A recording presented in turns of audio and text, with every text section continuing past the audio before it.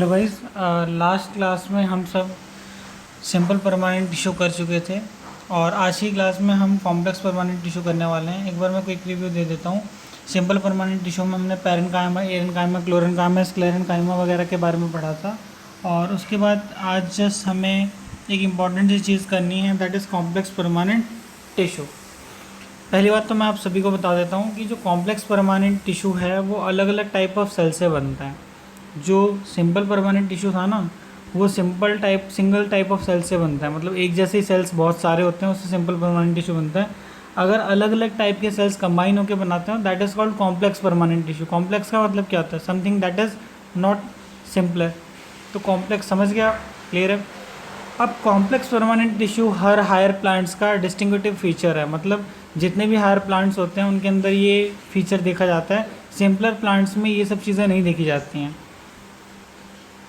तो सबसे पहले अगर मैं बात करता हूँ तो सबसे पहले जो हमारा टिश्यू है वो है जाइलम, ठीक है। अगर मैं जाइलम की बात करता हूँ तो जाइलम का काम होता है वाटर और मिनरल्स को ट्रांसपोर्ट करना। जाइलम का क्या काम होता है? वाटर और मिनरल्स को ट्रांसपोर्ट करना। आप देख सकते हैं इसमें लिखा हुआ है, it is a conducting tissue made up of 4 elements, ठीक है। और ये 4 एलिमेंट्स यानी 4 चीज़ों से बना हुआ है। 4 एलिमेंट्स क्या हैं? ट्रैकिड्स, वेसल्स, जाइलम पैरेन्काइमा और जाइलम फाइबर्स। अगर मैं बात करूं तो इन सभी में जो जाइलम पैरेन्काइमा है वो लिविंग है, बाकी के सारे क्या हैं? डेड है। याद रहेगा, जाइलम पैरेन्काइमा एक लिविंग है, बाकी सारे क्या हैं? डेड हैं। अब बात करते हैं इसके फंक्शन की कि इसका फंक्शन क्या है। तो जाइलम का बेसिक सा फंक्शन होता है वाटर मिनरल्स को ट्रांसपोर्ट करना रूट से लेकर शूट तक, मतलब जड़ों से लेकर के शूट तक। और बेसिकली ये इसे पत्तियों तक भी पहुंचाता है जहाँ पर फोटोसिंथेसिस प्रोसेस होती है।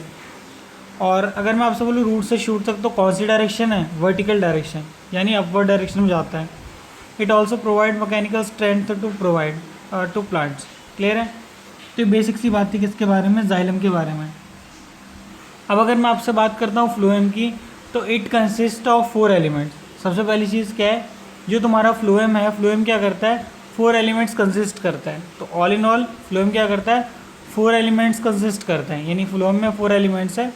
जो रिसेंट बुक्स आई हैं उसमें आप देख लेना एक बार, 5वां एलिमेंट भी ऐड किया गया है। तो ये 4 एलिमेंट है, sieve tubes, fibres, companion cells और पैरेन्काइमा। इसे हम ऐसे पढ़ेंगे, सीव ट्यूब्स, फाइबर्स या फ्लोएम फाइबर्स भी बोलते हैं, कंपेनियन सेल्स भी बोलते हैं, तो पैरेन्काइमा को हम फ्लोएम पैरेन्काइमा भी बोल देते हैं।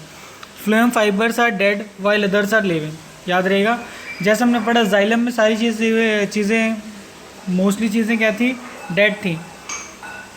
और फ्लोएम में मोस्टली चीज़ें क्या है? लिविंग है। अगर मैं दिखाऊँ आपको तो जाइलम में क्या बताया था मैंने?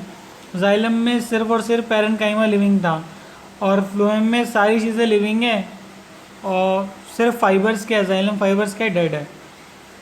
अब बात करते हैं इसके फंक्शन की। तो फ्लोएम का क्या होता है? फूड ट्रांसपोर्ट करना, पत्तियों से लेके हर तरफ। पत्तियों में जो खाना बनता है उसको पत्तियों से लेकर के अलग अलग पार्ट्स तक ट्रांसपोर्ट करना किसका काम है? फ्लोएम का। अब इम्पॉर्टेंट बात क्या है कि जो जाइलम था वो वर्टिकल डायरेक्शन में काम करता है, फ्लोएम क्या करेगा? वर्टिकल डायरेक्शन में भी काम करेगा और हॉरिजॉन्टल डायरेक्शन में भी काम करेगा। तो इसे हम बोल सकते हैं मल्टी डायरेक्शनल।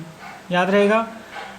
तो कभी कभी एग्जाम में जाइलम और फ्लोएम में डिफरेंस लिखने के लिए आता है, तो हम क्या बोलने वाले हैं? जाइलम सिर्फ और सिर्फ वर्टिकल डायरेक्शन में काम करता है, फ्लोएम वर्टिकल और हॉरिजॉन्टल दोनों डायरेक्शन में काम करता है। जाइलम के ज़्यादातर सेल्स डेड होते हैं, फ्लोएम के ज़्यादातर सेल्स लिविंग होते हैं, ठीक है। जाइलम क्या करता है? वाटर मिनरल्स को लीफ तक लेके जाता है, पत्तियों तक या साइट ऑफ फोटोसिंथेसिस तक लेके जाता है। फ्लोएम के केस में क्या है कि जो भी प्रोसेस फूड, जो भी खाना बनता है ना पत्तियों में, उसको हर जगह पहुंचाता है। डन है। तो इसके बाद कुछ क्वेश्चंस हैं जो आपको करने हैं कॉपी में, मैं आपको दिखा सकता हूँ स्क्रीन पे क्वेश्चंस। आप यहाँ पर क्या करना? पॉज कर लेना। ऑल्दो हम इसको डिस्कस भी कर सकते हैं। बोले differentiate between xylem and phloem. मैंने अभी भी बताया जाइलम और फ्लोएम के बीच में डिफ्रेंशिएशन मतलब क्या डिफरेंस हो सकता है। फंक्शंस ऑफ पैरेन्काइमा हमने पहले पढ़ा हुआ है। स्क्लेरेन्काइमा के फंक्शंस लास्ट क्लास में हमने डिस्कस करे थे। तो ये सारी चीज़ें जो भी दे रखी हैं आपको, वो सब चीज़ें क्या करनी है? कॉपी में नोट डाउन करनी है। डन। अब उसके बाद एक छोटा सा फ्लो चार्ट है, जो फ्लो चार्ट किसके लिए वैलिड है? एनिमल्स के लिए। डन। तो हम एनिमल्स के लिए अगर फ्लो चार्ट की बात करते हैं तो ध्यान से देखना एक बार, ये बहुत इंपॉर्टेंट सा ही फ्लो चार्ट है और बहुत बार एग्जाम में पूछता भी है आपसे। बेसिकली फ्लो चार्ट नहीं पूछेगा, बट हाँ सारी चीज़ें पूछेगा। जैसे अगर ध्यान से देखूँ तो यहाँ पर सबसे पहले एनिमल्स में पहले तो एनिमल्स में हम सिंपल और कॉम्प्लेक्स पढ़ेंगे नहीं, एनिमल्स में मोस्टली चीज़ें कॉम्प्लेक्स ही हैं, मतलब कॉम्प्लेक्स परमानेंट टिश्यूज़ ही हैं इसमें। तो सबसे पहला है एपिथेलियल, जो हमारी स्किन है वो एपिथेलियल है। इसको हमने सब कैटेगराइज किया हुआ है, स्क्वैमस, क्यूबॉइडल, कॉलमनर, सिलिएटेड। अगर फिर बात करता हूँ मसल्स की, तो हमारे पास मसल्स भी हैं, स्ट्राइटेड, स्मूथ और कार्डियक। और ऐसी एक टिश्यू है नर्वस टिश्यू, सोचने समझने का काम करती है। नेक्स्ट है कनेक्टिव, हमारे बॉडी में बहुत सारे पार्ट्स हैं जो हमें कनेक्ट करते हैं एक दूसरे से, तो कनेक्टिव टिश्यू कहलाते हैं। देर का blood, bones, ligament, tendon, adipose, cartilage. फिर बताया हुआ है कि लिगामेंट और टेंडन को हम कभी कभी एरियोलर और एरियोलर भी बोलते हैं। इसके बाद ब्लड के बारे में देखें, हम ब्लड को भी सब कैटेगराइज कर सकते हैं। तो ब्लड में क्या क्या होता है, red blood cells, white blood cells, platelets. तो ये इंपॉर्टेंट सी बातें हैं जो आपको पता होनी चाहिए, ठीक है जी। अब अगर मैं बात करता हूँ एपिथेलियल टिश्यू का, हमारे बुक में मतलब ये इतना एग्जाम में पूछा नहीं जाता, बट स्टिल आपको सारे एपिथेलियल का स्ट्रक्चर और उसकी काम मालूम होनी चाहिए। जैसे अगर मैं एपिथेलियल टिश्यू की बात करूँ, तो हमारी जो स्किन है वो एपिथेलियल टिश्यू है। अलग अलग जगह पे स्किन अलग अलग टाइप की होती है। कहीं पे स्किन डार्क होती है, डार्क मतलब कहीं पे स्किन मोटी होती है, कहीं पे स्किन क्या होती है, पतली होती है। तो उस हिसाब से अलग अलग है, एपिथेलियल का क्या होता है, अलग अलग काम होता है। डन है।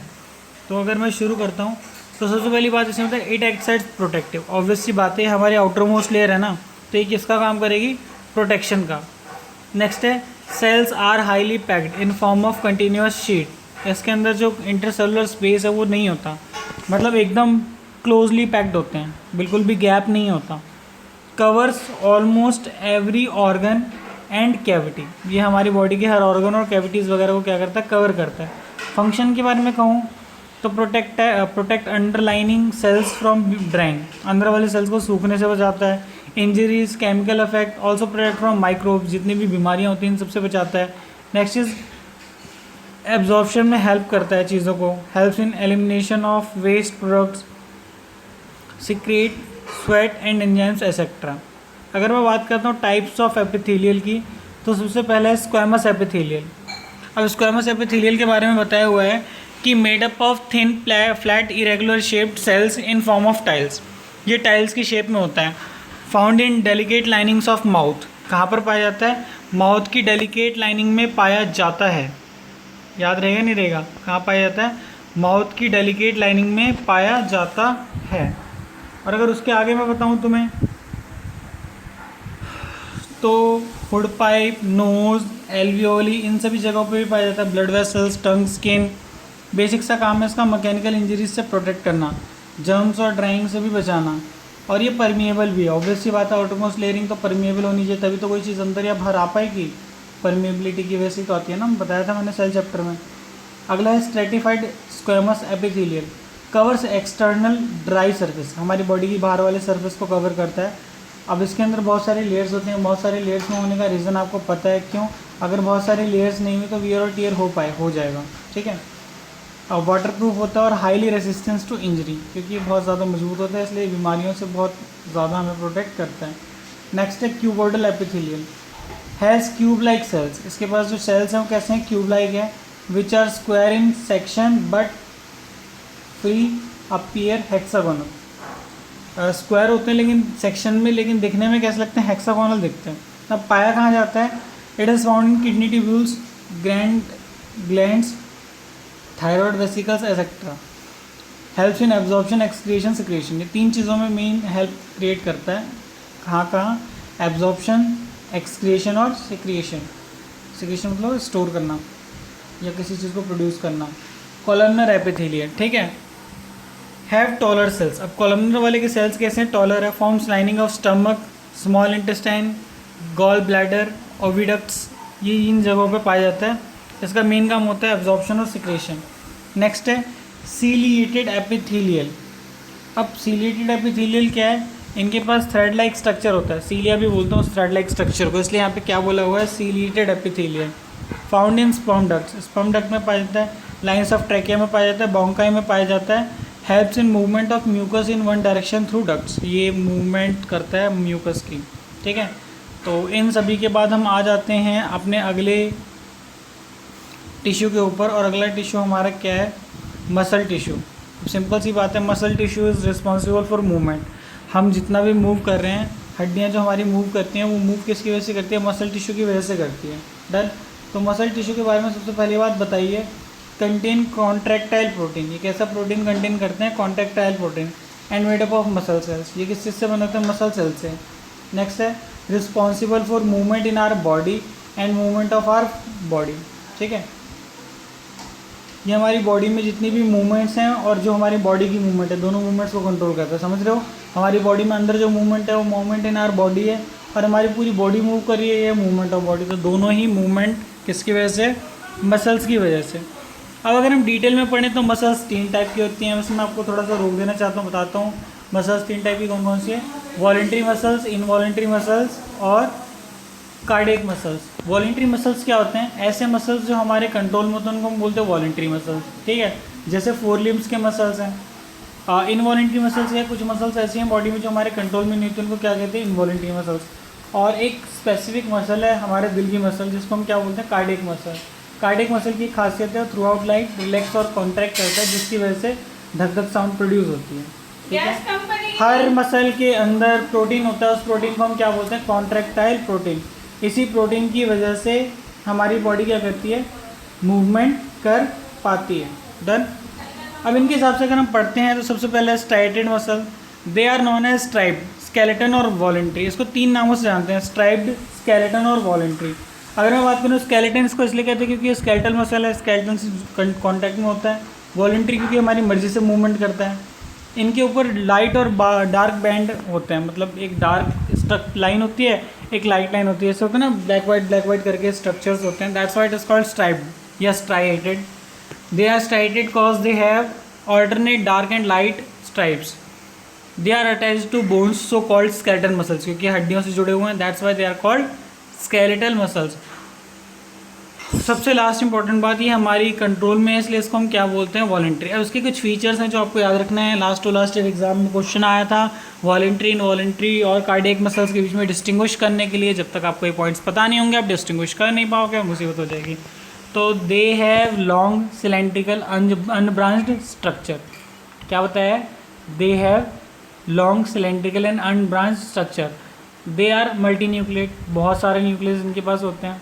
Found in muscles of limbs, body wall, face, neck etcetera. Also prevent in tongue pharynx etcetera, present in tongue pharynx etcetera. Last में कह रहे हैं they are powerful and get tired and are responsible for movement. Obviously बात है ना, 4 limbs वगैरह की जो मसल्स है वो क्या होती है? टायर हो जाती हैं, और वो हमारी मूवमेंट में क्या करती है? हेल्प करती है। नेक्स्ट है स्मूथ मसल्स। नेक्स्ट क्या है तुम्हारी? Smooth muscle. They are known as unstriated, voluntary and non skeleton muscles. ये 3 चीज़ें इसके नाम पे आ गई। They have spindle shape. Spindle shape पता है ना, आंखों का जो शेप है वो कैसा होता है? स्पिंडल होता है, मतलब दोनों तरफ से पतला और बीच में मोटा। यूनी न्यूक्लियर मतलब एक न्यूक्लियस होता है। Found in walls of alimentary canal, internal organs, blood vessels. ये वहाँ पर पाए जाते हैं जहाँ की मूवमेंट्स को हम कंट्रोल नहीं कर सकते। Slowly but remains contractor for long period of time. बहुत स्लो मूवमेंट होती है, जो पिछले हमने मसल्स पढ़ी उसकी मूवमेंट थोड़ी सी स्लो होती है, बट बहुत ज़्यादा टाइम तक काम कर सकता है, थकता देर से है। अब कार्डियक मसल्स की बात करूँ तो show both smooth and striated. Smooth भी होता है और स्ट्राइटेड भी होता है। They are uninucleate and composed of branch fibres found in heart. ये सब मैं बता चुका हूँ आपको, दिल में पाया जाता है, शुद्ध rhythmic contraction through out life. तो ये बेसिक सी बातें हैं किसके बारे में? कार्डियक मसल्स के बारे में। एक बार हम दोबारा से देख लेते हैं आज की क्लास में हमने क्या क्या पढ़ा है। अगर मैं आपको बताना शुरू करूँ तो हमने आज जाइलम और फ्लोएम से शुरुआत करी थी, that is complex permanent tissue xylem और फ्लोएम। बेसिकली जाइलम के बारे में क्या याद रखना है? यूनी डायरेक्शनल है, एक डायरेक्शन में काम करता है, वाटर मिनरल्स ट्रांसपोर्ट करता है। फ्लोएम क्या? मल्टी डायरेक्शनल और क्या ट्रांसपोर्ट करता है? जो भी फूड स्टोमेटा में बना है वो फूड को पूरी बॉडी में ट्रांसपोर्ट करता है। अच्छा, जाइलम के ज़्यादातर सेल्स क्या होते हैं? डेड होते हैं। फ्लोएम के ज़्यादातर सेल्स क्या होते हैं? लिविंग होते हैं। ये कहाँ काम आएगा? दोनों के बीच में डिफ्रेंशिएट करने के बारे में, ठीक है। अगर उसके बाद मैं बात करूँ एपिथेलियल की, तो एपिथेलियल बेसिक सा क्या काम करता है? एपिथेलियल हमारे शरीर को प्रोटेक्शन करता है। हमारी बॉडी की जो आउटर मोस्ट कवरिंग है वो एपिथेलियल है, और ये कवरिंग हर जगह है, बाहर तो दिखती है, अंदर भी दिखती है। हमारी बॉडी के ऑर्गन्स हैं उनके ऊपर भी इसकी कवरिंग होती है, ग्लैंड्स हैं उनके ऊपर भी इसकी कवरिंग होती है, ठीक है। फंक्शंस के बारे में बताया तो ये बता रखा है, protect underlining cells from drying, injuries, chemical affects, also protect from microbes, protect internal organs, ये सारे काम करता है। अगर मैं टाइप्स ऑफ एपिथेलियल की बात करूं तो सबसे पहला एपिथेलियल क्या है? स्क्वैमस एपिथेलियल है। अब स्क्वैमस एपिथेलियल के बारे में बताया था ना कि ये बहुत सारे कंटिन्यूस लेयरिंग में होती है, mouth, food pipe, nose, alveoli etcetera में पाई जाती है और ये परमिएबल होती है। ऐसे अगला स्ट्रेटिफाइड है, अगला है क्यूबॉइडल और फिर है कॉलमनर। ये 3-4 चीज़ें हैं और सीलिएटेड भी है। इन सब के बाद मसल्स आती है। मसल्स मैंने बताई थी, मसल्स कुछ कंट्रोल में होती है, कुछ कंट्रोल में नहीं होती। कंट्रोल वाली वॉलेंट्री स्ट्राइटेड कहलाती है और जो कंट्रोल में नहीं हो इनवॉलेंट्री। और इन सब के बाद तीसरी क्या है, कार्डियक। ठीक है, तो ये 3 चीज़ें मैंने बताई आपको और आज का काम है यहाँ तक आप नोट्स बनाओगे। बीच में ये तुम्हारा एक इंटेक्स का क्वेश्चन आया था, मतलब ट्राई करने के लिए मैंने दिया था, वो करना है। प्लस ये नोट्स कॉपी में बनाने हैं और ये जो क्वेश्चन यहाँ पर शो हैं स्क्रीन पे सारे क्वेश्चन करने हैं। तो मिलता है अगली क्लास में, तब तक के लिए बाय।